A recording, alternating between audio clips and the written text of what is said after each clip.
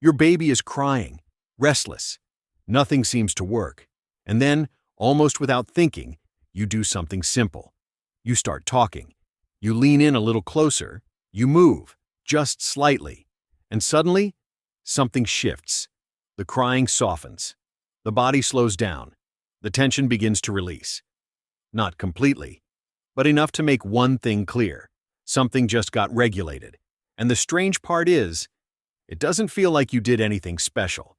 These are things you already do every single day, automatically, almost invisibly. But here's what most people never realize. Some of the most powerful ways you calm your baby are things you're already doing, without understanding what's actually happening underneath. And once you see it, you can't unsee it. Because the more you pay attention, the clearer the pattern becomes. Sometimes it works instantly. Other times it takes a little longer. And sometimes, the exact moment you stop, everything comes back. The crying, the tension, the restlessness. Like that balance was never really stable, just being sustained. So, without realizing it, you adjust. You soften your voice, you keep the rhythm, you move just a little more, almost like you're trying to hold something in place, even if you don't fully understand what it is. And that's where the real question begins. Because if these were just random soothing actions, they would work the same way every time. But they don't. So the question is no longer, what am I doing? It becomes, what's actually happening inside my baby that makes small things change everything? Most explanations stop too early. They say it's comfort, bonding, instinct. But that doesn't explain the pattern, because if it were just comfort, it would be consistent. If it were just presence, any interaction would work. But that's not what happens. The result depends on details, rhythm, continuity, structure, which means it's not just what you do, it's how you do it, over time.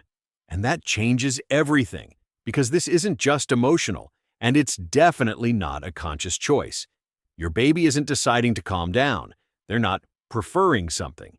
They're responding to signals their brain can process, even before they understand them.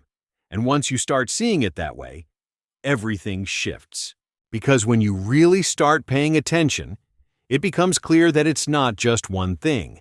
It's patterns, small things that you repeat every day without noticing. And at the core of it, there are 7 key things that make this happen. 7. And the first one is the one that seems the most obvious, but is almost always misunderstood.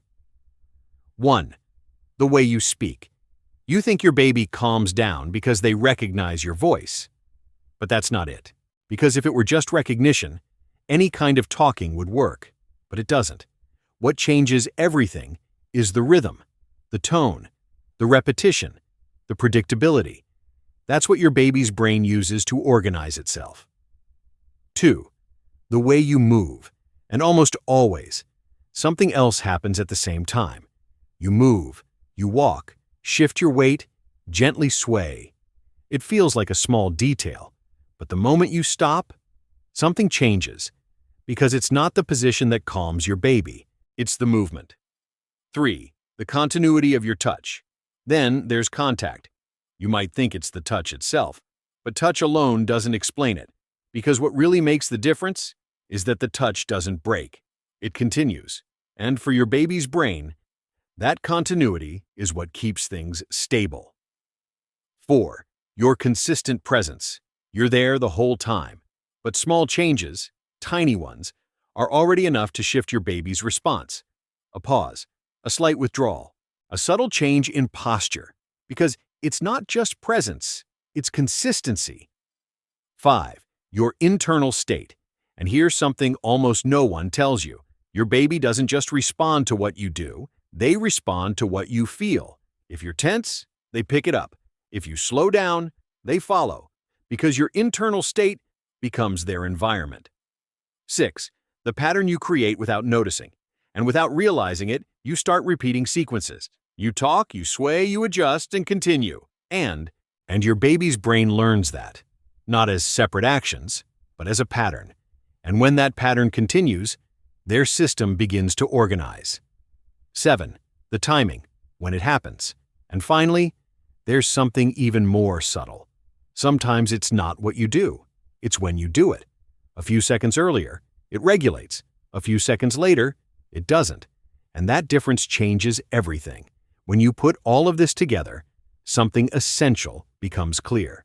Your baby isn't just reacting to what's happening outside. They're trying to deal with something internal they still can't resolve. Their body needs to slow down, but it can't do that on its own yet. So it depends on these external patterns. When they're present, the system organizes, alert levels drop, the body stabilizes, but when those patterns disappear, the brain has to maintain that state alone, and it can't. So this isn't instability. It's a system trying to hold something, without yet having the ability to sustain it on its own. When you start seeing it this way, the behavior stops feeling random and starts making sense, not as a choice, but as a nervous system response. And if this could be translated into words, it would sound like, with this pattern, my body can organize itself. When it continues, I can stay stable. When it stops, I don't know how to keep it going on my own. I still need help to regulate. And that changes everything, because it's not about what your baby wants from you. It's about what they still can't do without you. And here's the part almost no one talks about. The expectation is that, over time, your baby should stop needing this and learn to calm down on their own. And yes, that does happen, but not in the way most people think, because the goal was never to stop the reaction. The goal is to develop the ability to regulate without support. The problem is when that lack of reaction shows up before that ability exists. When a baby stops signaling, stops seeking, stops responding, that doesn't always mean development. Sometimes it means adaptation. The system lowers the signal, not because the need is gone, but because it no longer expects a response. And that changes everything, because these small things aren't small at all. They're signs that your baby's system is still trying to organize itself the right way. And once you understand that, everything starts to connect, because this same pattern shows up in other moments that seem completely different, but come from the exact same root. Like when your baby calms down just by hearing your voice. That's not random. It's the same system. And that's exactly what I break down in the next video you'll see on your screen. Because there, you'll understand what's actually happening inside your baby's brain when they hear you, and why that changes their entire state. If you want the full picture, that next video isn't just related, it completes what you just started to understand here. Because before words, behavior is already saying everything.